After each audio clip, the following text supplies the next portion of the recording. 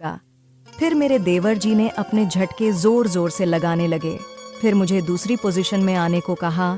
मैं बेड पर लेट रही और मेरे देवर जी नीचे खड़े होकर जोर जोर से धक्का लगाने लगा। हेलो मेरे प्यारे दोस्तों, आप सभी को मेरा नमस्कार। आज फिर एक न्यू कहानी लेकर हाजिर हूँ।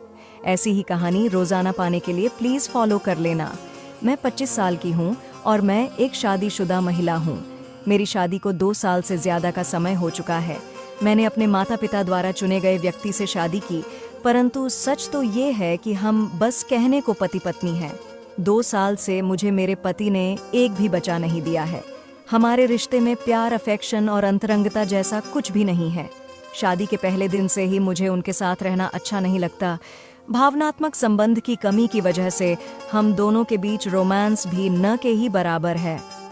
मैं सच कहूंगी कि मैं इस शादी में बिल्कुल भी खुश नहीं हूँ, लेकिन परिवार वालों के खातिर मैं इस रिश्ते को निभाना रही हूँ। मेरा इस घर में टिके रहने का एक कारण मेरा देवर भी है, जो थोड़े से समय में ही मेरा सबसे अच्छा दोस्त बन गया था। दरअसल मेरा देवर मेरे से भी छोटी उम्र का है और वो कंवारा है। साथ में समय बिताते हुए हम दोनों न केवल एक दूसरे के बहुत करीब आ गए, और कुछ दिन पहले हम घर पर अकेले ही थे। उसी समय मेरे देवर ने कहा, भाभी जी, आपकी शादी को 2 साल हो गए, लेकिन आपके एक भी बच्चा नहीं हुआ है। मैं मेरे देवर के थोड़ा आई और बोली, तुम्हारे भाई साहब से कुछ नहीं होने वाला है। मैं तो तंग आ चुकी हूँ। क्या बताऊँ देवर जी, आपके भाई जी 5 मिनट में ही अपना काम कर देते हैं। आपको तो पता ही है कि मेरा क्या हाल होता होगा। फिर मेरे देवर ने कहा, भाभी मैं आपकी क्या मदद कर सकता हूँ। मैंने कहा, आप मुझे एक बच्चा दे दो। फिर मेरे देवर ने कहा, भाभी आप किसी से कुछ कहोगी तो नहीं ना। मैंने कहा, नहीं, आप चिंता मत करो। फिर हम दोनों बेडरूम में चले गए। वहां जाते ही कमरे को लॉक किया। फिर हम दोनों बेड पर बैठ गए। कुछ देर तक हम दोनों ने रोमांटिक बातें की। फिर मेरे देवर ने मेरे होठों पर किस किया और मेरे पूरे बदन को चूमने लगे। कुछ देर बाद मैं भी देवर जी का साथ देने लगी। करीब 15 मिनट तक करने के बाद मैंने अपनी गुफा को खोल दिया। फिर देवर जी ने भी अपने केले को खोला और मेरी गुफा पर रगड़ने लगे। फिर जब केला एकदम फिट हो गया तब मेरे मुंह के पास लेकर आए और मेरे मुंह में एक ही झटके में केले को मेरे गले तक पहुंच दिया।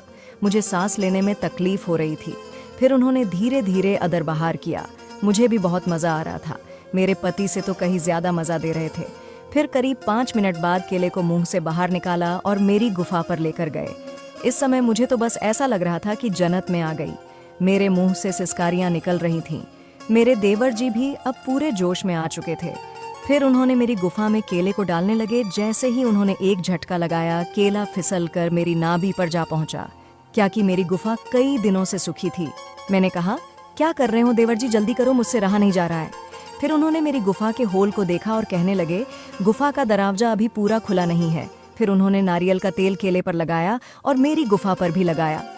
तेल लगाने के बाद दूसरी बार केले को मेरी गुफा पर सेट किया और पूरी ताकत लगाकर जोर से धक्का लगाया।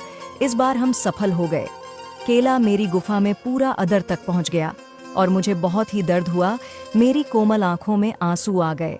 फिर उन्होंने धीरे धीरे अदर बाहर करना चालू किया। कुछ ही देर बाद मैं नॉर्मल हो गई। अब मुझे भी मजा आने लगा। फिर मेरे देवर जी ने अपने झटके जोर जोर से लगाने लगे। फिर मुझे दूसरी पोजीशन में आने को कहा। मैं बेड पर लेट रही और मेरे देवर जी नीचे खड़े होकर जोर जोर से धक्का लगाने लगा। करीब 25 मिनट तक चलने के बाद मेरे देवर जी ने अपना पूरा सामान मेरी गुफा में ही निकाल दिया और मेरे ऊपर ही लेट गए। आधे घंटे बाद हम दोनों बाहर गए।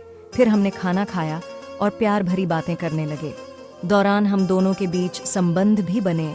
मैं अपने देवर के नजदीक जाने में मैं कुछ भी गलत नहीं मानती। ऐसा इसलिए क्योंकि जो कुछ भी हुआ, मैं देवर से दूरी बिल्कुल भी बर्दाश्त नहीं कर सकती हूँ और न ही मैं पति को नहीं छोड़ सकती थी।